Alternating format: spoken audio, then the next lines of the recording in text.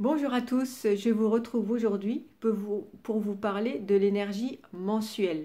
Dans l'astrologie chinoise, il y a une énergie mensuelle qui nous traverse et nous venons de changer d'énergie car depuis le 8 octobre jusqu'au 6 novembre, nous sommes dans l'énergie du chien de feu. Alors le chien de feu, qu'est-ce que ça veut dire? Qu'est-ce que c'est que cet animal-là? On va décortiquer ensemble.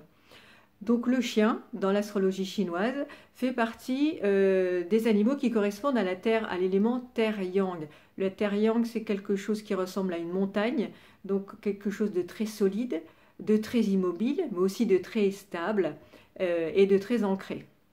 Donc ce chien nous apporte cette énergie-là. Ensuite, ce chien, il est accompagné de l'élément feu.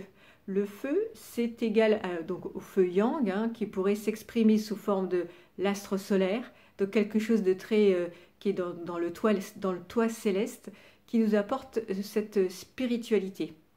Donc, on voit bien que ce chien de feu est bien ancré, il est bien stable, il prend du recul avec les événements extérieurs, il va aussi attaquer sa phase d'introspection, c'est-à-dire qu'il travaille à l'intérieur de lui. C'est pas que c'est un feignant et il reste dormir dans sa niche, au contraire, il est très actif à l'intérieur de son foyer, mais en même temps, il va se connecter à la source céleste pour parler spiritualité. Et donc, ça va être une phase d'introspection où il va aller chercher son rayonnement intérieur. On nous demande d'aller chercher notre rayonnement intérieur et de rayonner de l'intérieur vers l'extérieur. Donc, un chien de feu, on voit bien qui fait vraiment contraste avec cette année 2020 qui est sous le signe du rat de métal, qui lui n'est pas ancré du tout, ce rat. Le rat, lui, va à l'aventure, il veut bouger, il a besoin de mouvement, d'impulsion, de changement, de découverte, d'aventure, de voyage, etc. Le chien, lui, il est très très posé, il est d'une stabilité imparable, et donc ça peut nous amener justement un côté positif, même si j'aime pas ce terme-là parce qu'il n'y a pas d'énergie positive négative, mais en tout cas ça nous fait un petit temps de pause et de repos qu'on doit prendre à sa juste valeur. C'est-à-dire ne plus être basculé dans les flots de ce rat, mais plutôt je me pose, je m'ancre, je prends du recul, je m'occupe de mon intérieur, alors intérieur à tous les niveaux, hein, puisque c'est un animal de l'automne, on n'est plus dans l'énergie à s'exciter à l'extérieur mais à l'intérieur. Donc ça peut être au niveau du foyer, hein, s'occuper à l'intérieur de son foyer pour préparer l'hiver. Et puis surtout se connecter à la source céleste. Donc l'introspection, mais d'un côté joyeux, d'un côté spirituel, rayonnement, le rayonnement intérieur. Donc c'est assez joli, c'est assez sympa ce chien de feu. Et dans cette période d'agitation, cette énergie a tout son intérêt. Euh, D'autre part, ce chien, euh, ça fait le lien entre l'automne et l'hiver, puisque le chien fait partie de la saison de l'automne, c'est le troisième et dernier animal de l'automne, et il nous demande aussi de préparer l'hiver. Et d'une façon générale, qu'est-ce qu'on fait à la fin de l'automne? On rentre des champs, on arrête de s'activer, la récolte a été faite, on est en train d'engranger, donc se préparer à l'hiver.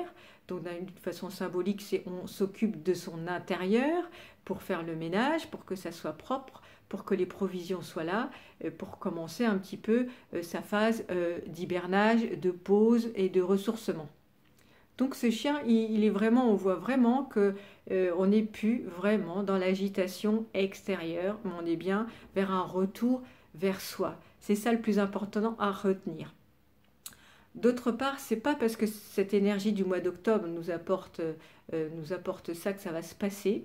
C'est une opportunité de prendre cette énergie comme elle vient.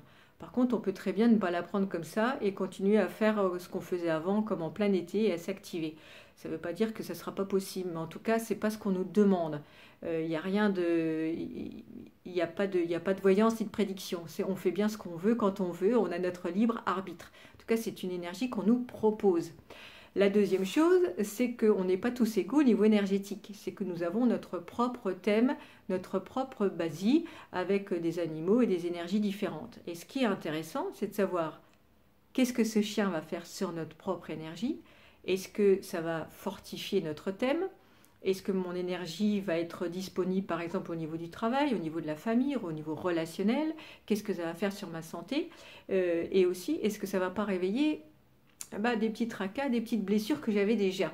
Donc on ne passera pas le mois d'octobre de la même façon d'un thème à un autre. Sans faire d'horoscope, ce chien, il peut... alors ce chien, il n'aime pas les autres terres, hein, et donc je pense surtout, par exemple, au dragon, hein, au dragon avec qui ça peut trembler un peu, ces deux terres qui se rencontrent, et c'est un peu un tremblement de terre. Il y a une question de place, c'est suis-je à ma place?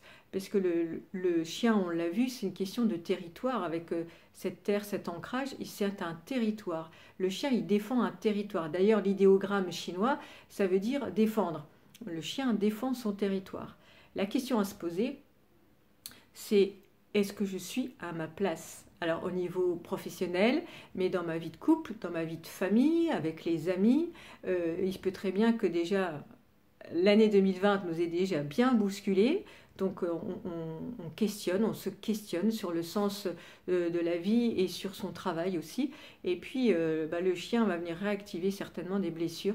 Pour ceux qui ont déjà beaucoup de terre, ça peut être un petit peu déstabilisant, mais ce n'est jamais négatif, c'est une opportunité pour changer ce qui ne va plus. Voilà, et écoutez, je vous souhaite un excellent mois d'octobre et on se retrouve le mois prochain pour une nouvelle énergie. Merci et à bientôt.